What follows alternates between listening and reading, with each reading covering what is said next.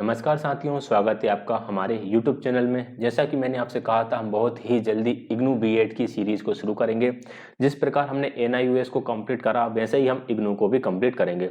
IGNOU BEd के अंदर बहुत अच्छा कंटेंट दे रखा है, आपकी और अच्छी बेहतर अंडरस्टैंडिंग होगी। इसके जो चैप्टर है, फर्स्ट चैप्टर नहीं कहेंगे, हमें इसको ब्लॉक्स या आप सब्जेक्ट कह सकते हैं। 331, 332, 333 ऐसे करके हैं। तो 331वां जो है वो है पाठ्यचर्या और अनुदेशन। पाठ्यचर्या एंड अनुदेशन के अंदर जो ब्लॉक है वो है टोटल 4 ब्लॉक है, और 4 ब्लॉक का हम फर्स्ट ब्लॉक पढ़ रहे हैं। फर्स्ट ब्लॉक की फर्स्ट यूनिट हम यहाँ पे कवर करेंगे। हिंदी मीडियम से हो या चाहे आप इंग्लिश मीडियम से हो, दोनों को ही समझ में ये पूरी तरीके से आ जाएगा। ज़्यादातर स्टूडेंट्स मेरे पास हिंदी मीडियम के जुड़े हुए हैं, तो उन्हीं के अनुरोध पर मैं हिंदी में यहाँ पर लेकर आया। मैंने टेलीग्राम पे पोल भी करा था इसको लेकर, तो हिंदी के लिए सबसे ज़्यादा वोट मिला। अगर आप इंग्लिश मीडियम के छात्र हैं तो आपको भी परेशान होने की आवश्यकता नहीं है। परेशान होने की आवश्यकता इसलिए नहीं है क्योंकि बीच बीच में जो भी टेक्निकल टर्म है, जो भी आपकी प्रोफेशनल वर्ड्स जो होते हैं, उनको मैंने वहाँ पर इंग्लिश में भी लिख रखा है। बस आपको वर्ड्स पता होना चाहिए कि किस वर्ड का मतलब क्या होता है। बाकी आप हिंदी में हो या इंग्लिश में हो, आप दोनों में उसको कर जाएंगे, उसको समझ जाएंगे। ठीक। अब रही बात इसके पीडीएफ की, पीडीएफ कहाँ मिलेगा? अभी तक तो शायद कई बार लोगों ने कमेंट कर ही दिया होगा कि पीडीएफ कहाँ मिलेगा। पीडीएफ टेलीग्राम पर नहीं मिलेगा, पीडीएफ डिस्क्रिप्शन में मिलेगा। डिस्क्रिप्शन में आपको एक लिंक प्रोवाइड कर दी जाएगी, उस लिंक के द्वारा आप पीडीएफ डाउनलोड कर पाएंगे। तो टेलीग्राम चैनल पर आप लोग डाउनलोड करके एक दूसरे को शेयर कर सकते हैं। बाकी मेरे से कोई ना पूछे कि टेलीग्राम चैनल पे कैसे मिलेगा, क्योंकि टेलीग्राम चैनल पे होता यह है कि एक तरह से वह पीडीएफ, जैसे अगर मान लो 5-6 महीने बाद वो पीडीएफ बहुत ऊपर पहुंच जाएगा कहीं पर, फिर वहां पे उसको ढूंढने में दिक्कत आएगी। अगर इस वीडियो के डिस्क्रिप्शन में रहेगा तो आप जब भी चाहो इस वीडियो के डिस्क्रिप्शन में से पीडीएफ को निकाल सकते हो। तो डिस्क्रिप्शन में आपको एक लिंक मिल जाएगी, वहां से आप पीडीएफ को डाउनलोड कर लीजिएगा। और आपको इस सीरीज में कोई भी डाउट रहे तो इसके लिए आप कमेंट बिल्कुल कर सकते हैं। और जिस तरह से हमने एनआईयूएस को पूरा करा था, उसी तरीके से हम इस इग्नू बीएड की सीरीज को भी पूरा कंप्लीट करेंगे। बस मुझे इसके लिए आपका सपोर्ट चाहिए। हालांकि मैं किसी वीडियो में ये चीज़ नहीं बोलता, लेकिन मैं इस वीडियो में बोलूँगा, प्लीज़ वीडियो को लाइक कर देना, और जो भी ना है वो चैनल को सब्सक्राइब कर देना। आपके लाइक और सब्सक्राइब ही मुझे मोटिवेट करेंगे कि मैं इसको कंटिन्यू रखूं। और हाँ, एक बात और, जो वीडियो मैं अपलोड करूंगा उस वीडियो को आप देखिएगा। ऐसा नहीं करिएगा कि सिर्फ पीडीएफ से ही पढ़ते जाएं। आप वीडियो को देखिएगा, आप वीडियो देखोगे तभी मेरा वॉच टाइम वगैरह ठीक ठाक बनेगा और मेरे को एक एक्सट्रिंसिक मोटिवेशन भी मिलेगा। हालांकि आंतरिक रूप से तो मैं अभिप्रेरित हूँ ये पढ़ाने के लिए, लेकिन बाहरी रूप से भी अभिप्रेरणा तो जरूरी है ना, कुछ ना कुछ तो मिलना ही चाहिए। ठीक है, तो ये आपसे थोड़ी सी गुजारिश रहेगी कि वीडियो को पूरा देखें। बाकी हम अच्छे से, बेहतरीन तरीके से, बेहतर ढंग से इसको पढ़ेंगे। चलिए स्टार्ट करते हैं हम इसको। हालांकि ये जो फर्स्ट यूनिट है, इसमें मैंने बहुत सारी चीज़ें कवर करी हैं, यानी बहुत ज़्यादा कुछ हाईलाइटेड करा है, लेकिन धीरे धीरे हम इसको और अच्छे तरीके से करेंगे। यानी जो हमारे लिए एकदम इम्पोर्टेंट चीज़ें रहेंगी वही चीज़ें हम लेके चलेंगे। बाकी जो एक्स्ट्रा मटेरियल रहेगा उसको बस हम ओरली समझ लेंगे, या फिर उसको जो काम का नहीं रहेगा उसको हटाते जाएंगे। ठीक है, चलो इसको लेके कोई भी डाउट रहे तो आप कमेंट में बिल्कुल डाउट पूछ सकते हैं। टेलीग्राम चैनल ज्वाइन कर लेना, डिस्क्रिप्शन में लिंक मिल जाएगा। तो हम फर्स्ट यूनिट कर रहे हैं। फर्स्ट यूनिट में हम पाठचर्या के बारे में पढ़ेंगे। पाठचर्या यानी होता है आपका करिकुलम। पाठचर्या यानी आपका करिकुलम होता है। पाठचर्या एक ऐसी धुरी के रूप में है जिसके चारों ओर कक्षा के विविध कार्य तथा विद्यालय के समस्त कार्यकलाप विकसित किए जाते हैं। ठीक है, आपकी जो करिकुलम है, करिकुलम के चारों तरफ ही आपकी जो भी स्कूल में जो कुछ भी हो रहा है, प्रेयर असेंबली से लेकर एग्जामिनेशन तक, बच्चे के एडमिशन की प्रोसेस और किस तरह से एग्जामिनेशन होगा, सब्जेक्ट को किस तरह से पढ़ाया जाएगा, टीचिंग मेथड किस तरह से रखी जाएंगी, ये सारे आपकी करिकुलम का हिस्सा ही होता है। तो विद्यालय में जो कुछ भी चल रहा है वह सारा आपके करिकुलम यानी आपकी पाठचर्या का ही भाग रहेगा।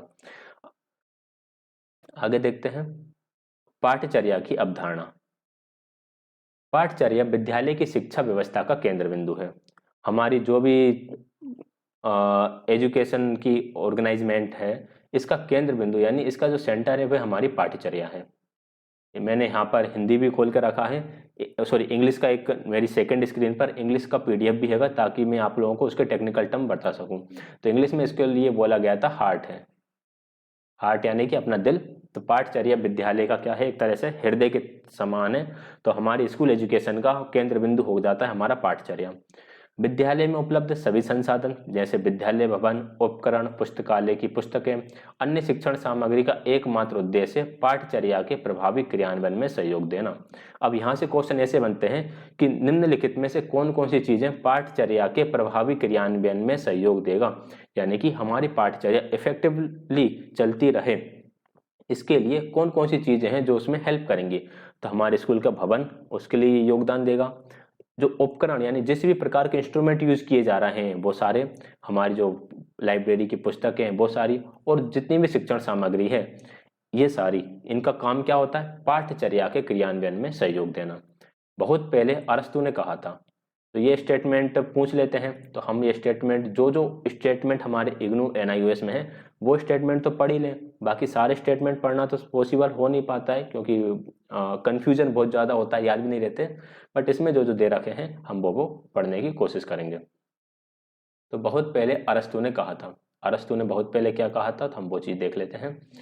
एरिस्टोटल रिमार्क्ड कि जो स्थितियां हैं मानव समाज इनके शिक्षण के प्रति ना तो एकमत है और ना शिक्षण के लिए अपनाए जाने वाले संसाधनों के प्रति है। इसका अर्थ क्या है कि जिस प्रकार की कंडीशन अभी चल रही है, जिस प्रकार की सिचुएशन अभी चल रही है, तो मनुष्य जो है वह एक तरह से नहीं सोचता, यानी सबका डिसीजन अलग अलग होता है, कोई एक चीज के लिए एग्री नहीं होता। तो शिक्षण के प्रति ना तो समाज एक में थे और ना शिक्षण के लिए अपनाए जाने वाले संसाधनों के प्रति ही। हम टीचिंग के लिए जिस प्रकार के मीन्स यूज करते हैं, जो भी हम चीज़ें यूज कर रहे हैं, उसके लिए हमारा समाज एकमत नहीं है, सबके अपने अपने अलग अलग विचार होते हैं। कोई कहता है इस तरह से चलो, कोई कहता है उस तरह से चलो। तो इस तरह से इसमें बहुत सारी डाइवर्सिटी है। अब इतनी सारी डाइवर्सिटी होने के बाद एक प्रकार की पाठचर्या बना पाना बहुत मुश्किल काम होता है। तो फिर पाठचर्या कैसे बनाई जाती है, तो हम उसके बारे में आगे बात करते हैं। यहाँ पाठचर्या की कुछ परिभाषाएं दे रखी हैं, इन परिभाषाओं को आप एक बार पढ़ लेना, इतना इम्पोर्टेंट नहीं है, लेकिन बस इसलिए ये मैंने हाईलाइट कर दी कि ये जो परिभाषाएं ये एग्जाम में कई बार पूछ लेते हैं। जो एक दो क्वेश्चंस होते हैं ना, जो हमारे एकदम बिल्कुल भाई हम पूछेंगे, कहीं बोल दिया जेनकिन ने परिभाषा के बारे में क्या दिया, तो जेनकिन ने बोला कि संस्था तीन स्तरों पर तार्किकता, क्रियान्वयन एवं प्रभाव की दृष्टि से भी उत्तरदायी हो। तो इस तरह की चीजें पूछ लेते हैं, तो इनको आप एक बार अपने स्तर से पढ़ लेना, ठीक है। हम टाइम को बचाते हुए चीजों को लेकर चलेंगे। ये जो पॉइंट है, जैसे ऐसे पॉइंट यहाँ से बहुत से क्वेश्चन बन जाते हैं। पाठचर्या विद्यालय के निर्देशन में विद्यार्थियों के लिए नियोजित अनुभवों का एक ब्लूप्रिंट है, यानी बच्चों के जो भी एक अनुभव होते हैं उन अनुभवों के एक ब्लूप्रिंट का काम करती है पाठचर्या। पाठचर्या निम्नलिखित 6 महत्वपूर्ण पक्ष है जिनको भली भांति समझना आवश्यक है। ये चीजें इंपॉर्टेंट है। पाठचर्या के कितने पक्ष हैं? 6 पक्ष हैं। कौन कौन से 6 पक्ष हैं? अब उन 6 पक्षों के बारे में हम बात करेंगे यहाँ पर। पहला है, पाठचर्या सदैव पूर्ण नियोजित होती है। पूर्ण नियोजित होती है मतलब प्री प्लान्ड होती है, पहले से ही प्लान होता है इसमें। पाठचर्या जो होगी वो हमेशा प्लान होगी पहले से ही कि हमें क्या करना है, क्या नहीं करना है। इसमें निहित क्रियाओं को आवश्यकता अनुसार एक विकसित नहीं किया जा सकता। अगर कोई बोले कि यार इमीडिएटली यार पाठचर्या में ये चीज बना दो, तो ऐसा नहीं होता। पहले से ही सब कुछ प्लान होता है, उसी के अनुसार ये चलती है। तो पहली विशेषता हो गई है, या पहला पक्ष हो गया इसका, कि जो आपकी पाठचर्या रहेगी वे हमेशा प्लान रहेगी। पाठचर्या के 4 आधार होते हैं, ये इंपॉर्टेंट, ये दूसरा पक्ष हो जाता है। 4 आधार होते हैं, यानी कि 4 बेस होते हैं। पहला है सामाजिक शक्तियां, फिर स्वीकृत सिद्धांतों द्वारा प्रदत्त मानव विकास का ज्ञान, अधिगम का स्वरूप, ज्ञान और संज्ञान का स्वरूप। तो ये 4 आधार हो गए। सामाजिक शक्तियां, इनको याद रखना है। स्वीकृत सिद्धांतों द्वारा प्रदत्त मानव विकास का ज्ञान, अधिगम का स्वरूप, ज्ञान और संज्ञान का स्वरूप। सामाजिक शक्तियां, इन चारों के बारे में आगे हम डिटेल में पढ़ने वाले हैं, तो वहां पर इनके बारे में और अच्छे तरीके से समझेंगे। पाठचर्या के लक्ष्य, प्रयोजन उससे संबंधित शैक्षणिक उद्देश्यों से निर्दिष्टित होते हैं। निर्दिष्टित मतलब कि निकलते कैसे या पता कैसे चलता है। तो पाठचर्या के लक्ष्य हमें इससे पता चलेगा कि हम उसे किसके लिए बना रहे हैं। उससे संबंधित हमारे जो शैक्षिक उद्देश्य हैं, एजुकेशनल ऑब्जेक्टिव्स हैं, वो क्या हैं, उससे हमें पता चलेगा कि पाठचर्या के लक्ष्य या प्रयोजन क्या होंगे। ये उद्देश्य ही साध्य हैं तथा स्वीकृत पाठचर्या इन्हें प्राप्त करने का साधन है। ये उद्देश्य होते हैं एंड, साध्य मतलब कि एंड है, यानी कि हम यहाँ तक पहुँच गए तो हमारा पाठचर्या को लागू करना सफल हो गया। पाठ्यचर्या इन्हें प्राप्त करने का एक प्रकार से मीन रहेगा, एक साधन की तरह काम करेगा। यानी पाठ्यचर्या पर बैठकर हम इन उद्देश्यों को प्राप्त करने के लिए जाएंगे। पाठचर्या अध्यापक के अनुदेशन को नियोजित करने में सहायक होती है। टीचर अब किस प्रकार से इंस्ट्रक्शन दे, इसमें कौन हेल्प करेगा? पाठचर्या हेल्प करेगी। भाई एक चैप्टर है, उस चैप्टर को टीचर को कैसे पढ़ाना है, या फिर सेकंड क्लास का बच्चा है या थर्ड क्लास का बच्चा हम ले लेते हैं, थर्ड क्लास का बच्चा, इसको ईवीएस के बारे में बताना है। मान लो शिक्षक के पास किसी प्रकार का करिकुलम ही ना हो, करिकुलम नहीं होगा तो ना उसके पास बुक्स होंगी, ना उसे पता होगा कि मुझे किस तरह से इन्हें पढ़ाऊं। तो पाठ्यचर्या टीचर को इंस्ट्रक्शन देने में हेल्पफुल होती है। पाठ्यचर्या अनुदेशन को नियोजित करने में सहायक रहेगी। अधिगम अनुभवों की गुणवत्ता तथा सार्थकता ही पाठ्यचर्या के क्रियान्वयन के प्रभाव का निर्धारण करती है। जो अधिगम अनुभव है उनकी गुणवत्ता तथा सार्थकता, कि हम किस प्रकार के अनुभवों को शामिल कर रहे हैं, उनकी गुणवत्ता क्या है, हम हमेशा अच्छे अनुभवों को वहां पे शामिल करेंगे। जो अनुभव हम प्रयोग कर रहे हैं वह सार्थक हैं या नहीं, वे मान लो कि हमने जो अनुभव करे वे थर्ड क्लास के बच्चे को ईवीएस पढ़ाने के लिए सार्थक हैं या फिर नहीं है, ये सारी चीजों का भी हमें ध्यान में रखना होता है। अध्यापक अपनी कक्षा के सभी विद्यार्थियों के लिए एक ही प्रकार के अधिगम अनुभवों का नियोजन करता है, लेकिन फिर भी अधिगम अनुभवों तथा अपनी सहभागिता के स्तर एवं गुणवत्ता के कारण उनमें भिन्नता दिखाई देती है। भिन्नता किस किस कारण दिखाई दे रही है? कि अपनी अधिगम अनुभव यानी बच्चों के जो खुद के अनुभव होते हैं उसको, और उनकी सहभागिता, भाई वो किस तरह से पार्टिसिपेट कर रहे हैं जो टीचिंग लर्निंग प्रोसेस में, एवं गुणवत्ता, जो पार्टिसिपेशन है उसकी गुणवत्ता क्या है, इसके कारण उनमें भिन्नता दिखाई देती है। एक ही कक्षा के प्रत्येक छात्र की वास्तविक पाठचर्या उसी कक्षा के अन्य छात्रों की पाठचर्या की अपेक्षा भिन्न हो सकती है। यानी कि हम कह सकते हैं कि कोई बच्चा है, उसकी खुद की पाठचर्या दूसरे बच्चों की पाठचर्या से भिन्न हो सकती है। जैसे कि कोई बच्चा किसी प्रकार से, मान लो 2 मेथड दे दी पाठचर्या में, ठीक है, कि इस विषय को पढ़ाने की ये 2 मेथड हैं, इन 2 मेथडों के द्वारा पढ़ाओ, लेकिन बच्चा तीसरी मेथड से सीख रहा है तो वहां पर उसकी पाठचर्या अलग हो जाएगी। प्रत्येक अध्येता, अध्येता मतलब होता है लर्नर। प्रत्येक अध्येता अपनी वास्तविक पाठचर्या के अस्तित्व के परिणाम स्वरूप निर्दिष्ट पाठचर्या तथा क्रियान्वित पाठचर्या के बीच पाए जाने वाले अंतर के कारण अध्यापक की भूमिका अत्यधिक महत्वपूर्ण हो जाती है। अब यहाँ पर बच्चे की अलग पाठचर्या का मतलब क्या है? बच्चे की अलग पाठचर्या का मतलब है कि बच्चे के सीखने के तरीके अलग हैं। अब बच्चे के सीखने के तरीके अलग हैं, और जो पाठचर्या भाई हमें, हमारा जो करिकुलम है उसने एनसीएफ जो है, एनसीएफ ने जो पाठचर्या दी वो अलग है। अब इन दोनों के बीच में तो अंतर हो गया।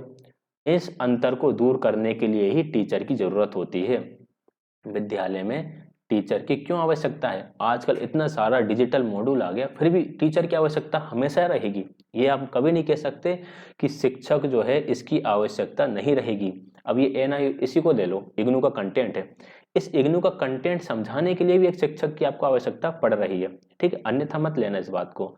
ये ठीक अच्छी चीज है, क्योंकि जब दूसरा समझाता है, दूसरा पढ़ाता है, तो हमारा दिमाग 2 तरीके से चलता है। एक तो उसने जो बताया हम उस चीज को आत्मसात करते हैं, साथ के साथ हम चीजों को पढ़कर अपने अनुसार भी आत्मसात कर रहे होते हैं। अगर इसी चीज को आप खुद से पढ़ोगे तो आप इसको अपने हिसाब से पढ़ लोगे, लेकिन यहाँ पर अगर मैं इसको पढ़ा रहा हूँ तो आपको हर एक चीज के 2 पर्सपेक्टिव मिलेंगे।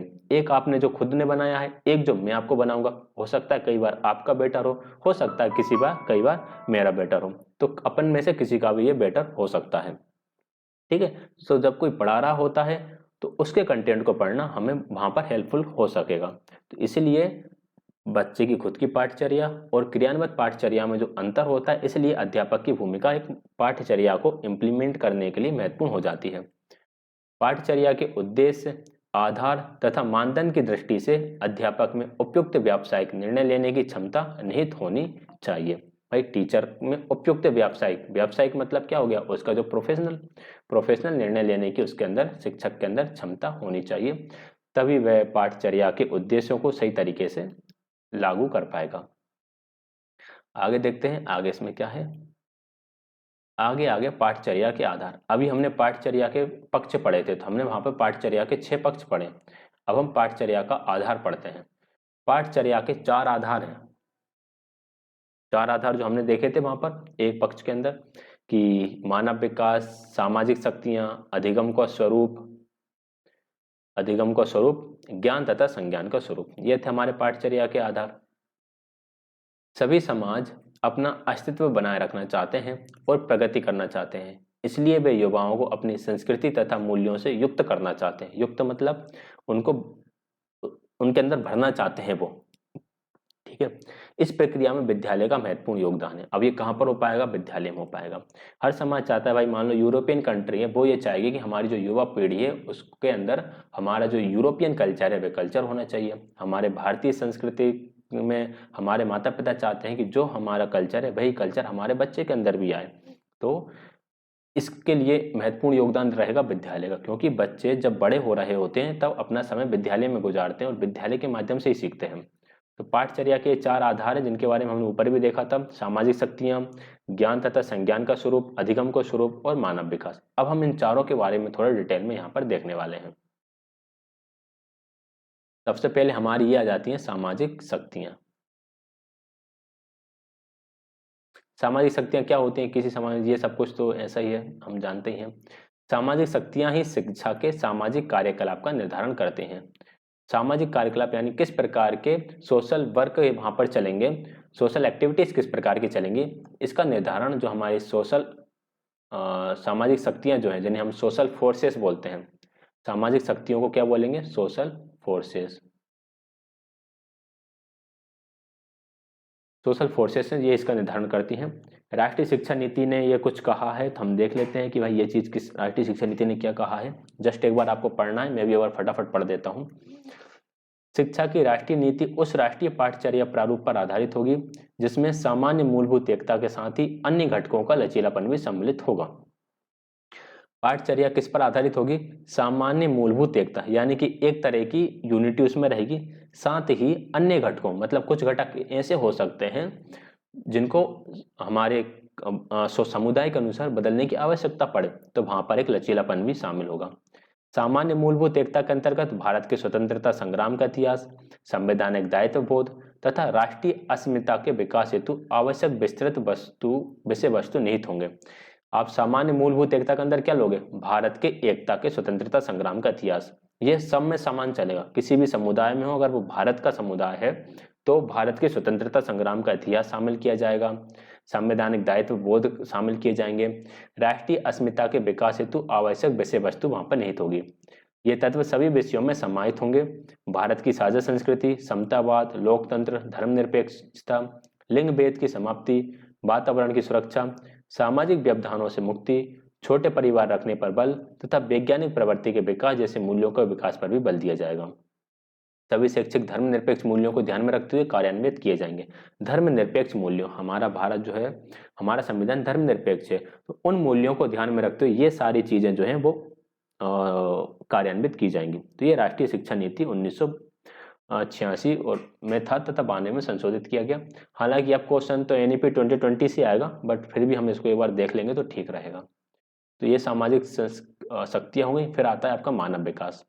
बालक की वृद्धि तथा विकास के विविध पक्षों की पूर्ति में समाज के साथ विद्यालय में निर्धारित पाठचर्या का भी योगदान रहता है। वृद्धि तथा विकास में पाठचर्या का योगदान रहता है कि नहीं रहता? रहता है।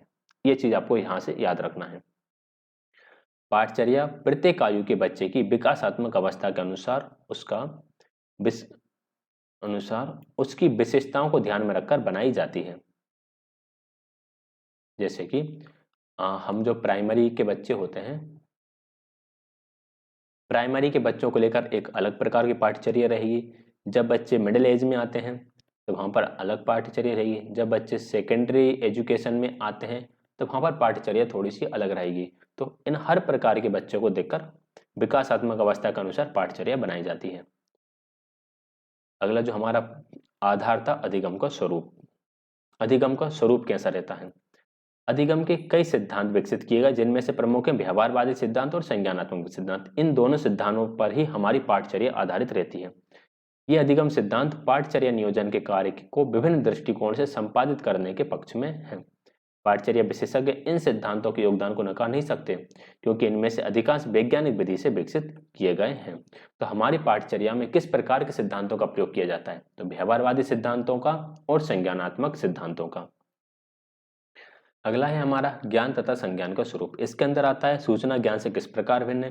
देखिए, हमेशा याद रखिएगा कि इंफॉर्मेशन और नॉलेज, दोनों अलग चीजें हैं। ठीक है, इंफॉर्मेशन यानी कि आपको पता है कि ये जानकारी क्या है, ज्ञान मतलब आपको उस वस्तु के बारे में वास्तविकता में पता है कि वो काम कैसे करती है। जैसे कि आपको पता है कि ट्रेन क्या होती है, चलती है, ये एक इन्फॉर्मेशन होगी कि ट्रेन पटरी पर चलती है। ट्रेन पटरी पर किस प्रकार चलती है, ये उसका ज्ञान हो जाएगा। बच्चे सूचना को ज्ञान में किस प्रकार परिवर्तित कर सकते हैं, कौन सा ज्ञान अधिक उपादेय है, विचार प्रक्रिया का क्या स्वरूप है, विभिन्न विचार प्रक्रिया तथा संज्ञानात्मक प्रक्रिया के कौशल परस्पर किस प्रकार संबंधित हैं। इन प्रश्नों के उत्तर पाठचर्या में ज्ञान को संगठित करने की दिशा में सहायक हो सकते हैं। एग्जाम में क्वेश्चन बन सकता है कि पाठचर्या में ज्ञान को संगठित करने की दिशा में किस प्रकार के प्रश्न सहायक होंगे।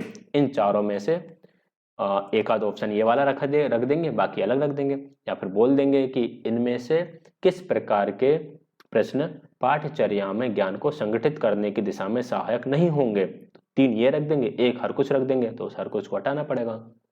तो वो हर कुछ पहचान में आपको कहाँ से आएगा, जब आप इनको पढ़ लोगे। इस प्रकार अच्छी पाठचर्या के ये चार आधार हैं, हमने ये देख ली। इन आधारों पर अलग अलग बल देने के कारण एक पाठचर्या दूसरी से भिन्न हो जाती है। इस भिन्नता का कारण कभी ऐतिहासिक विकास की दिशा होती है, तो कभी पाठचर्या का विकास करने वाले अध्यापक का अपना व्यक्तिगत दर्शन, यानी टीचर का अपनी फिलोसफी है यार, हर टीचर की अपनी फिलोसफी होती है, उसके आधार पर भी इन पर परिवर्तन आ सकता है। इंपॉर्टेंट चीजें अभी तक हमने क्या देखी कि पाठचर्या के 6 पक्ष हैं और 4 आधार हैं। तो आपको वो 6 पक्ष याद होना चाहिए और 4 आधारों के नाम याद होना चाहिए। अगर 4 आधारों के नाम भी याद है तो आप वहां भी क्वेश्चन को समझ जाओगे। पाठचर्या की प्रक्रिया तथा इसके सोपान। पाठचर्या के ये आपके सोपान आ जाते हैं, ये हैं 5। पहला, लक्ष्य उद्देश्य तथा उद्देश्यों का चयन। सबसे पहले हम उद्देश्यों का चयन करेंगे, लक्ष्यों का चयन करते हैं। फिर हम अधिगम अनुभवों का चयन करते हैं। उसके बाद विषय वस्तु का चयन किया जाता है। फिर अधिगम अनुभव और विषय वस्तु का संगठन किया जाएगा और उसके बाद मूल्यांकन। 4 चीजें समझ में आई आपको। सबसे पहले हमने क्या करे, हमने भाई ऑब्जेक्टिव सेट करे। हमने ऑब्जेक्टिव से सेट कर लिए कि इन ऑब्जेक्टिव्स को प्राप्त करना है। अब इन ऑब्जेक्टिव्स को प्राप्त करने के लिए हम कौन कौन से लर्निंग एक्सपीरियंसेस ले सकते हैं। लर्निंग एक्सपीरियंसेस कौन कौन से ले सकते हैं, उनका चुनाव कर लिया। भाई लर्निंग एक्सपीरियंस तो होगा, लेकिन सिर्फ अधिगम अनुभवों से काम नहीं चलेगा, तो हम फिर वहाँ पे कंटेंट देखेंगे कि हम कौन कौन सा कंटेंट वहाँ पे इंक्लूड कर सकते हैं। फिर हम इन दोनों को क्या करेंगे, ऑर्गेनाइज करेंगे। ऑर्गेनाइज करेंगे या हम कह सकते हैं इन दोनों को हम इंटीग्रेट करेंगे। ऑर्गेनाइज एंड इंटीग्रेट करने के बाद और लास्ट में करेंगे हम उसका इवेल्युएशन यानी कि मूल्यांकन। मूल्यांकन के बाद फिर दोबारा से उद्देश्यों का चयन, लर्निंग एक्सपीरियंस, कंटेंट, फिर उन दोनों को ऑर्गेनाइज करना और उसके बाद इवेल्युएशन करना। इसको मैं एक बार पूरे पेज पे ले आता हूँ, आप चाहें तो इसका स्क्रीनशॉट ले लेना, बाकी आपको पीडीएफ मिल जाएगा। पीडीएफ में बढ़िया आप ध्यान से अच्छे से रिवीजन करना, इसका अच्छे से पढ़ना। और मेरी जो वीडियो है इसको 1.5x पे देखना, कोई अगर 1x पे देख रहा हो तो बिल्कुल मत देखो, 1.25 या 1.5 पे देखो। चलो, तो सबसे पहले की बात करें हम, जो हमने प्रक्रिया के अंदर देखे थे। सबसे पहले क्या है हमारा, लक्ष्य उद्देश्य तथा लक्ष्य ध्येय तथा उद्देश्यों का चयन। ये ध्येय 3 स्तरों पर निर्मित किए जाते हैं, परम ध्येय, मध्यस्थ ध्येय या समीपस्थ ध्येय। इंग्लिश में अल्टीमेट गोल, मीडिएट गोल और प्रोक्सीमेट गोल। अल्टीमेट गोल जो लॉन्ग टर्म के लिए चलता है, मीडिएट गोल शॉर्ट टर्म के लिए, और प्रोक्सीमेट गोल इमीडिएट, क्या कहते हैं इसको, ये होता है आपका इमीडिएट गोल। इमीडिएट गोल मतलब तुरंत के लिए जो चलता है वो आपका इसके अंदर आ जाएगा। इनको आप एक बार देख लो अच्छे से, फिर हम इसको आगे लेके चलते हैं। इन सब के बारे में फिर यहाँ पे दे रखा है, शिक्षा के परम ध्येय का संबंध 12 वर्ष की शिक्षा के परिणाम से है। परम ध्येय मतलब जिसे हमने क्या बोला था, अल्टीमेट गोल। अल्टीमेट गोल के अंदर ये आएगा कि बच्चे ने अगर 12 साल पढ़ा तो इन 12 सालों में उसने क्या सीखा, वो उसके अल्टीमेट गोल के अंतर्गत आ जाएगा। दूसरे शब्दों में परम ध्येय किसी निश्चित समयावधि में चलने वाली शिक्षा के परिणामों का सूचक है। इसे सामान्य रूप से वांछनीय ज्ञान, अभिवृत्ति, भावना तथा कार्यों के रूप में विकसित किया जाता है, जिनका संबंध जीवन की उपयुक्त स्थितियों में व्यक्तिगत विकास से है। भाई क्या रहेगा इसका अल्टीमेट गोल हम खुद समझ में आ रहे हैं कि बच्चा ने अगर पूरा लाइफ स्कूल में निकाली तो उसके टाइम पे उसके अंदर किस प्रकार का ज्ञान हुआ, किस प्रकार का एटीट्यूड डेवलप हुआ, उसकी भावनाएं कैसे किस प्रकार डेवलप हुई, इन सब चीज़ों का उसकी लाइफ से किस तरह से संबंध रहेगा, ये सारी चीज़ें, उसका खुद का व्यक्तिगत विकास किस प्रकार से हुआ है, तो ये सारे आपके परम ध्येय के अंदर आ जाएंगे, जैसे हम बोलते हैं अल्टीमेट गोल। फिर है हमारा मध्यस्थ ध्येय, जिसे हम बोलते हैं मीडिएट गोल, जो कि शॉर्ट टर्म गोल होते हैं।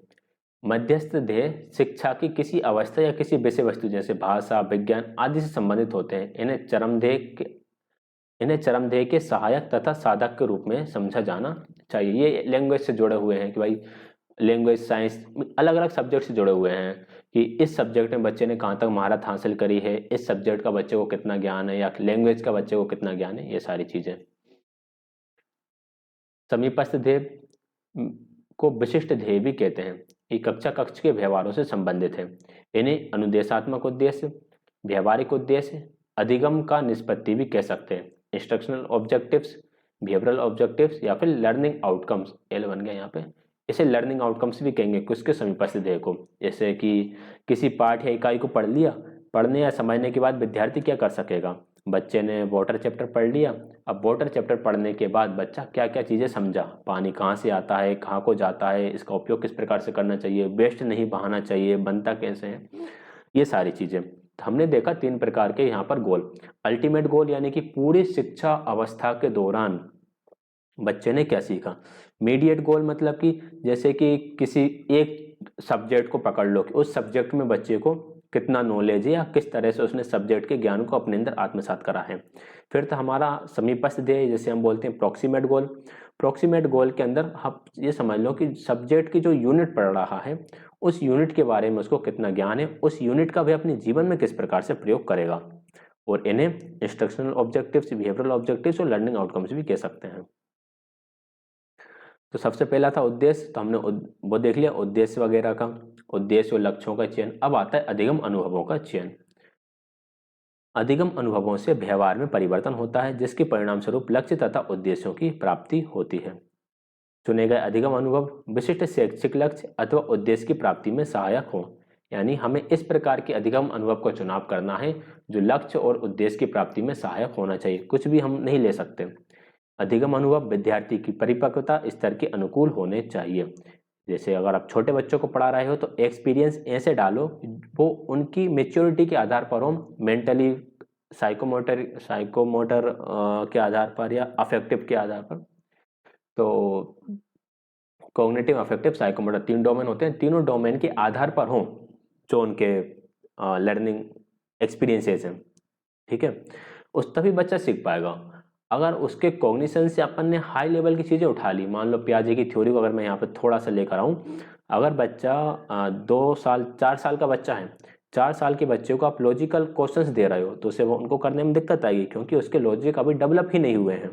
तो एक्सपीरियंसेस ऐसे डालो जो उनकी परिपक्वता के स्तर के अनुकूल हो। फिर आया था हमारा विषय वस्तु का चयन।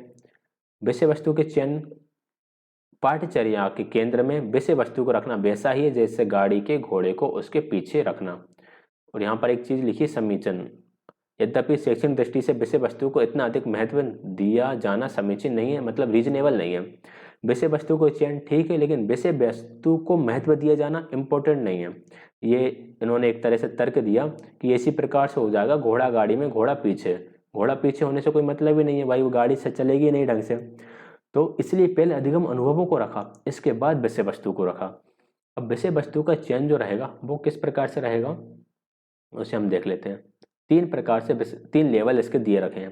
पहले लेवल में हम क्या करेंगे, conceptual framework of content area, विषय वस्तु क्षेत्र का संकल्पनात्मक प्रारूप, यानी कि जो कॉन्सेप्ट है पहले उनको रखोगे।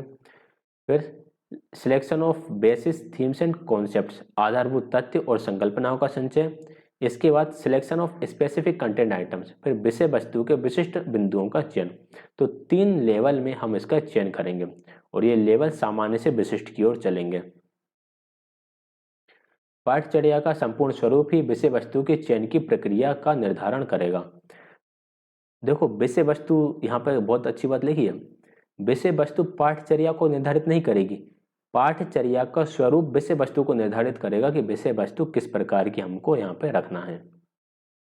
अब जो हमने ये 3 स्तर देखे, इन 3 स्तरों के बारे में यहाँ पे थोड़ी थोड़ी बातें लिखी हुई हैं, इनको आप देख लेना। जैसे कि दूसरे स्तर पर जो आधारभूत कथ्य हैं, आधारभूत कथ्यों से आशय ये है कि आधारभूत संक्रियाएं, अंक व्यवस्था, समुच्चय सिद्धांत, ये सारे हमको उसमें रखना पड़ेगा। ठीक। तीसरा स्तर कैसा है? विशिष्टतम स्तर है। इस स्तर पर विषय वस्तु एकांश को संबंधित आधारभूत कथ्य संकल्पना के साथ ही पाठचर्या के उद्देश्यों को भी समायोजित करना होता है। यहाँ पर जाके पाठचर्या के उद्देश्यों को हम लेकर आएंगे कि हमारी जो करिकुलम है उसके ऑब्जेक्टिव्स क्या हैं। फिर आगे हमारा अधिगम अनुभव और विषय वस्तु का संगठन। आपने अधिगम अनुभव लिया है और विषय वस्तु लिया है, अब इन दोनों को ऑर्गेनाइज करना भी आवश्यक है। बिना इनको ऑर्गेनाइज करे कैसे काम चलेगा? अब देखते हैं इनको ऑर्गेनाइज करना।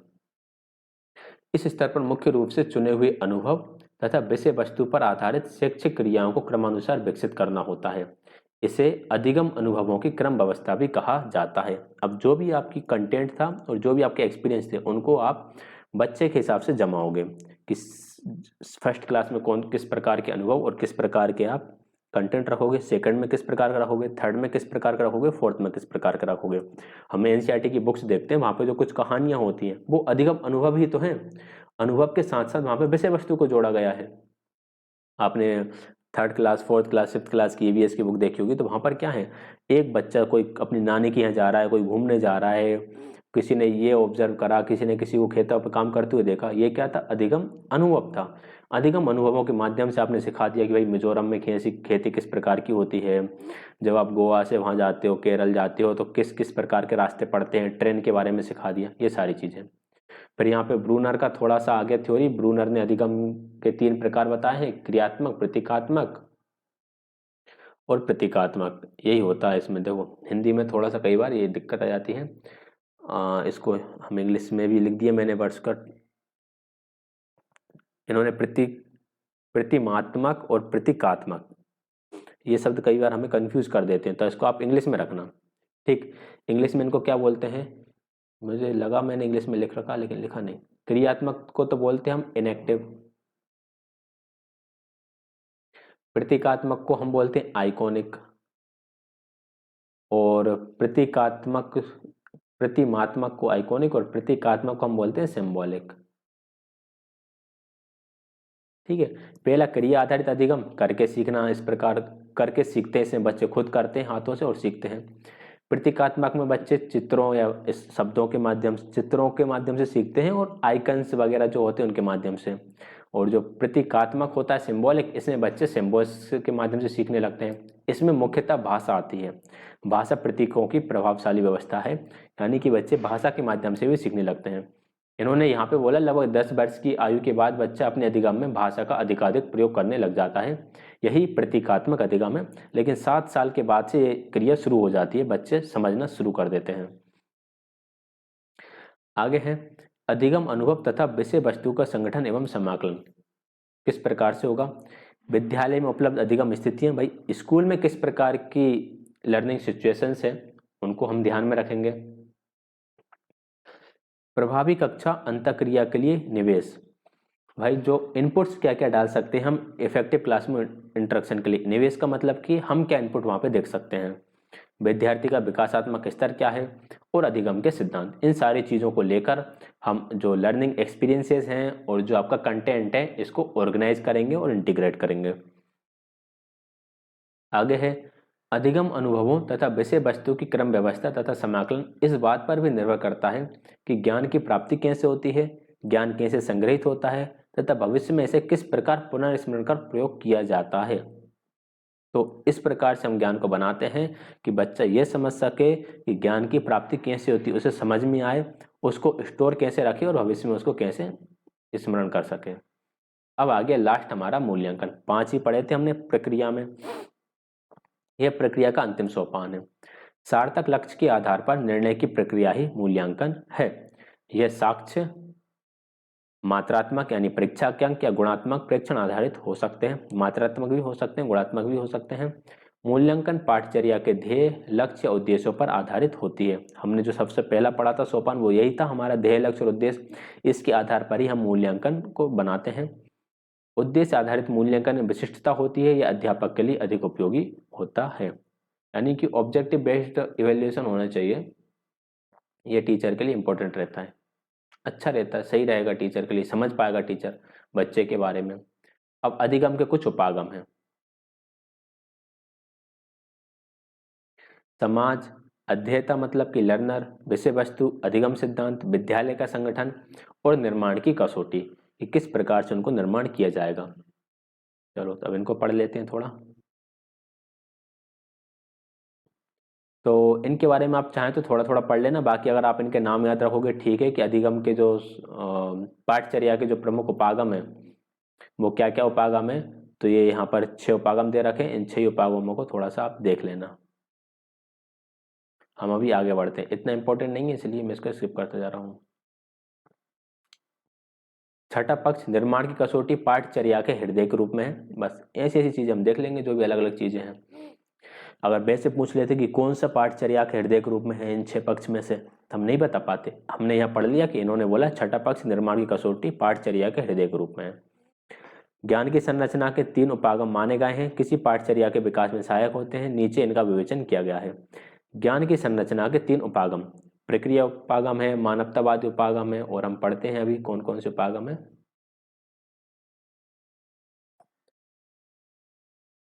प्रक्रिया उपागम, ये उपागम किसके हैं? ज्ञान की संरचना के हैं।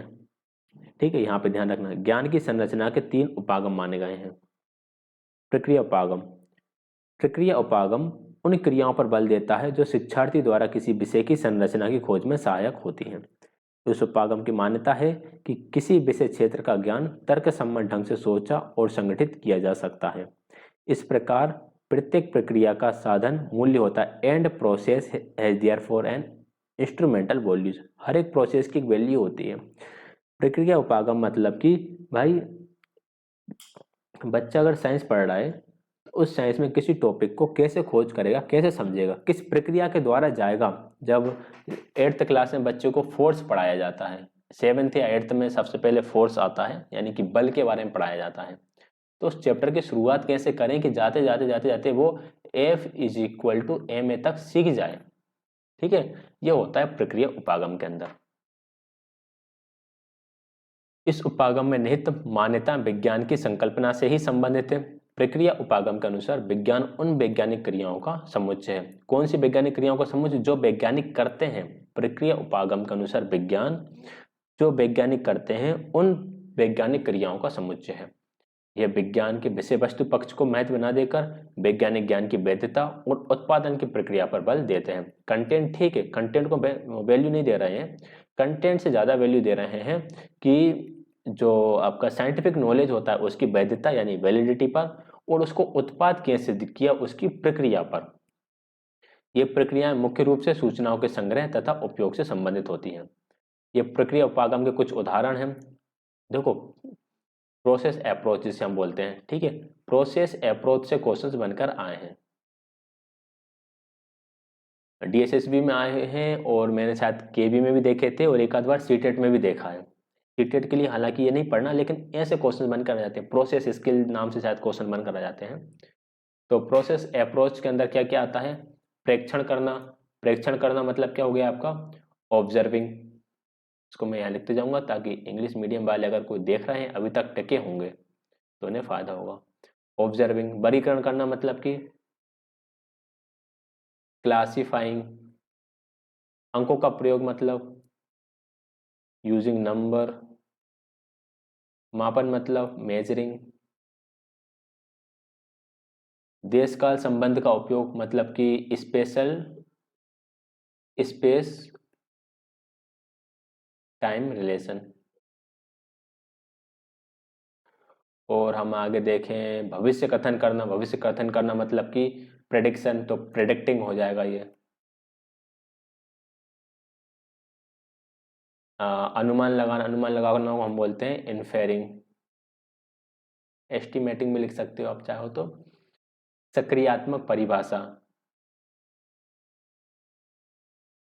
Defining operationally. व्याख्या करना, व्याख्या करना मतलब इंटरप्रिटेशन, तो इंटरप्रेटिंग, प्रयोग करना तो एक्सपेरिमेंटिंग, परिकल्पनाओं का निर्माण, फॉर्म्यूलेशन ऑफ हाइपोथेसिस,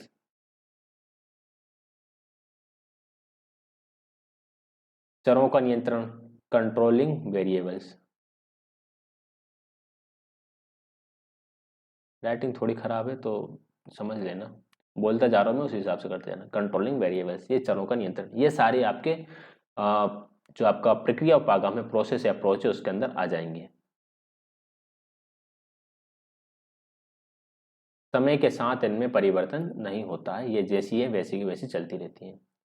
फिर आता है आपका संरचना उपागम। प्रक्रिया उपागम में क्या बात करी थी? ज्ञान का निर्माण जो है वो किस प्रक्रिया के द्वारा होगा उसके बारे में।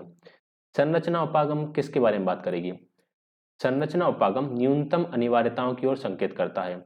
ये शास्त्र, शास्त्र मतलब है यहाँ पर कंटेंट, ये कंटेंट की संरचना से व्युत्पादित होते हैं तथा इनके अंतर्गत संकल्पनाएं, कौशल, नियम तथा सिद्धांत सम्मिलित होते हैं। अब क्वेश्चन बनेगा कि संरचना उपागम के अंदर क्या क्या सम्मिलित होते हैं?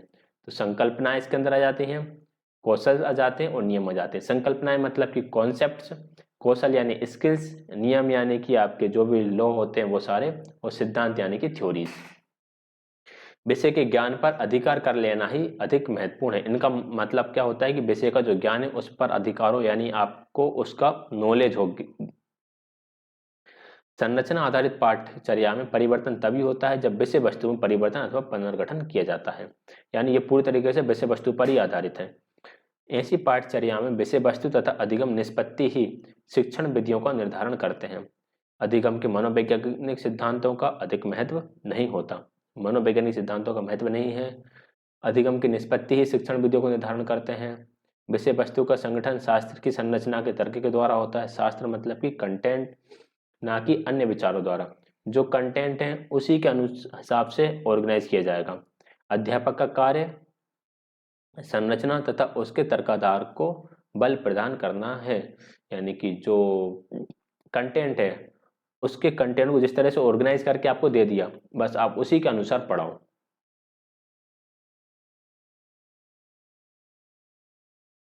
ये चीज आप देख लेना। मानवतावादी उपागम देखते हैं अभी हम। मानवतावादी उपागम किस चीज की बात करेगा?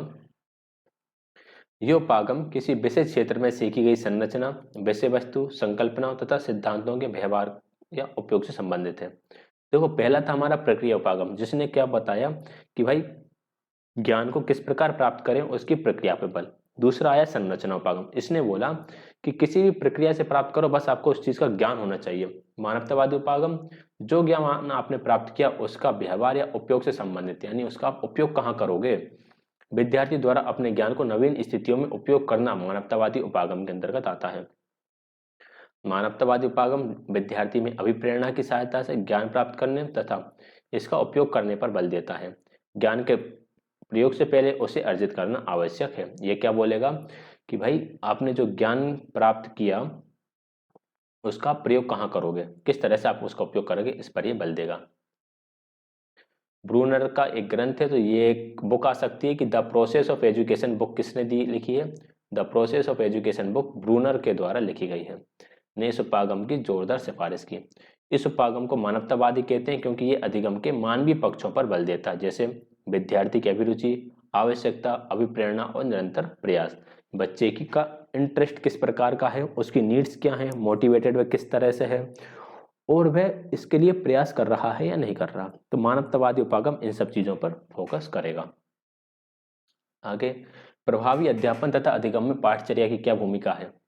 अध्यापन और अधिगम की प्रक्रिया को अधिक प्रभावशाली बनाया जा सकता है यदि पाठचर्या के विकास में अध्यापक की भी साझेदारी हो। बिल्कुल सही है भाई, अध्यापक की साझेदारी से हम पाठचर्या को और बेहतर बना सकते हैं, क्योंकि क्लास में अध्यापक ही जाता है। जो लोग पाठचर्या बनाते हैं वो भी डेली तो क्लास में जाते नहीं है, वो अपने अनुभव के आधार पर बनाते हैं, लेकिन टीचर प्रतिदिन क्लास में जाता है तो उसे ज्यादा पता होता है कि बच्चों के लिए क्या आवश्यक है।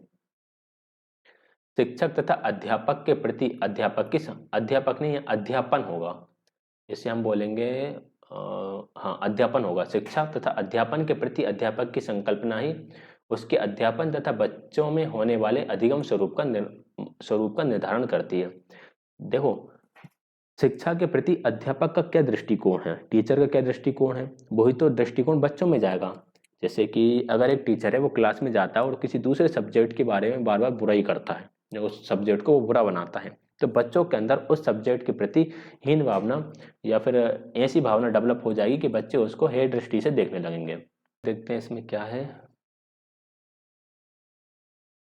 चलिए, इसके बाद सीधा सारांश है। तो ये हमारी यूनिट यहाँ पर कंप्लीट हो जाती है। इसमें हमने क्या क्या पढ़ा, हमने 4 आधार पढ़े। 4 आधार के अंदर हमने पढ़ा सामाजिक शक्तियाँ, मानव विकास, अधिगम का स्वरूप ज्ञान और अधिगम का स्वरूप तथा ज्ञान और संज्ञान के स्वरूप के बारे में सीखा था। और कुछ अवस्थाएं जिसमें उद्देश्यों का चयन, अधिगम अनुभव, वस्तु वस्तु का चयन, अधिगम अनुभव तथा वस्तु व्यक्ति के चयन का समाकलन, संगठन, मूल्यांकन। फिर 3 उपागम पढ़े हमने, प्रक्रिया उपागम, संरचना उपागम और मानवतावादी उपागम। अब किस प्रकार की वीडियो रही, किस प्रकार की क्लास रही, इसके बारे में आप बताइएगा। थोड़ी बहुत आपको इसके लिए बोरियत हो सकती है, तो जो आप बिल्कुल फ्री टाइम होते हैं, जिस टाइम आप मतलब चल रहे होते हैं, चलते चलते हेडफोन लगा के सुनते रहे, कोई भी काम करते करते सुनते रहे, अगर कोई लॉन्ग ड्राइव पे जाता है, मतलब डेली आधे 1 घंटे की जिसकी ड्राइविंग होती है, तो ड्राइविंग करते करते वह ये इनको सुन सकता है। ठीक है, तो कैसी रही कमेंट करके जरूर बताइए। वीडियो को लाइक शेयर, चैनल को सब्सक्राइब कर दीजिएगा। बाकी सारी डिटेल्स मैंने बता दी, पीडीएफ वगैरह कहाँ मिलेगा, तो जो मैंने बताया है उसी के अनुसार आपको पीडीएफ इसके प्रोवाइड कर दिए जाएंगे।